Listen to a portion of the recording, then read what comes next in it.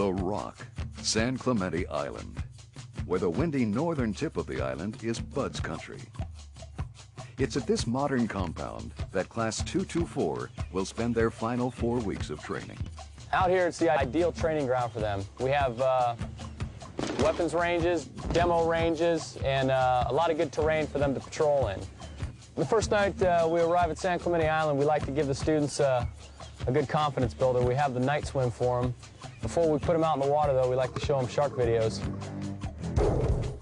Just to kind of raise the hair on the back of the neck when they get in the water when it's dark. You guys spread out. You're like a little chum pool for the damn sharks when they come. Hooyah. They swam over top of a huge manta ray. I'm not sure, 7, 8 feet. You think everything's a shark. Once they show you a drawing or they tell you there's sharks out there, everything you see is a shark. And it's probably one of my fastest swim times yet. On the windswept mesa overlooking the camp is the rifle range. It's here that the men will spend day after day of basic weapons training and maneuvering drills. A lot of guys come here who've never shot a rifle before, so they have to start out at a really basic level, just target shooting. Third phase is designed to finally teach these guys how to be SEALs. And we have to start off with basic rifle drills. And everything in third phase is a gradual progression. 2, 2, 4! Hooyah! 224! You're so broken down from the first 5 months of Buds. It doesn't matter what they do to try to build you up. Nothing works. You just hurt. You just go on. You guys get out into teams, you're going to be asked to do things that you think is impossible. But here we're proving it to you that maybe it's not so impossible with a little bit of planning and preparation. Hooyah? Yeah! I think by far the toughest part is the daily grind. I don't think any individual day or any individual evolution is that hard. You know, it might be a 14-mile run or a 5-mile swim, but in a couple hours it's over. It's just the day-to-day grind. And they say it gets easier after Hell Week. But I think the easiest part of Buds is Hell Week and prior. Because at post-Hell Week, a lot more is expected of you, and you just go day to day. You have so much they have to teach you.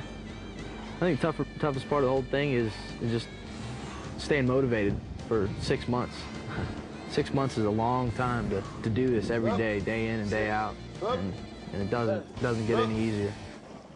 During Tactics Week on San Clemente Island, we teach them a lot of different classes. Reconnaissance patrol over the beach, prisoner handling, raids, ambush. Get out on the ground! Front clear! Right clear! Take your time. I have security. Cross your legs! Get your hand behind your back. Move to the right.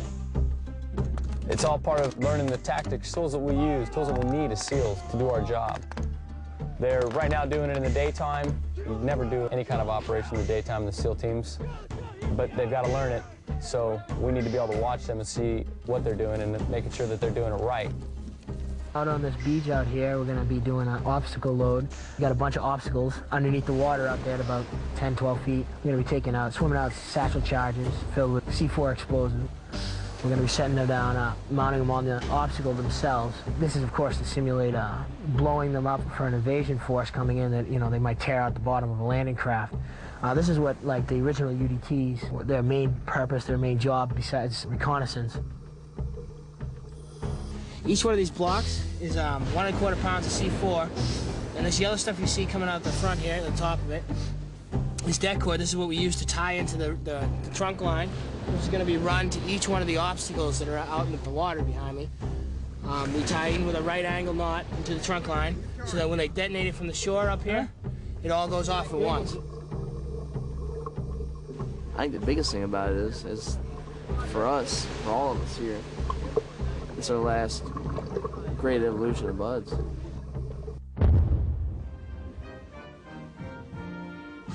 Buds is the only training program in the Department of Defense where officers and enlisted men go through training together, yielding an uncommon sense of camaraderie and brotherhood.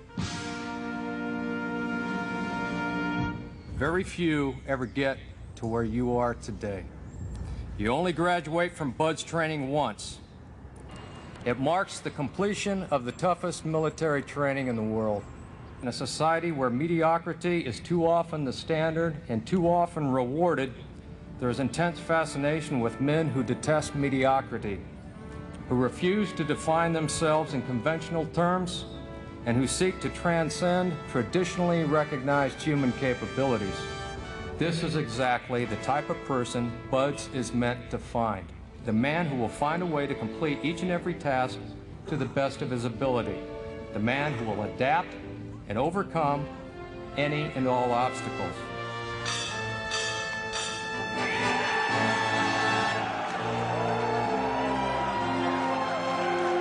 I feel good.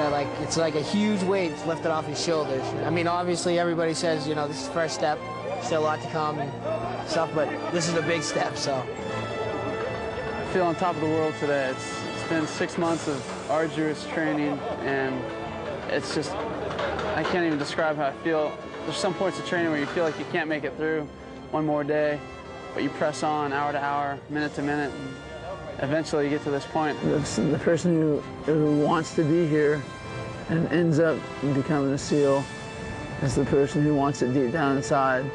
And if he doubts it at all, then he just doesn't belong.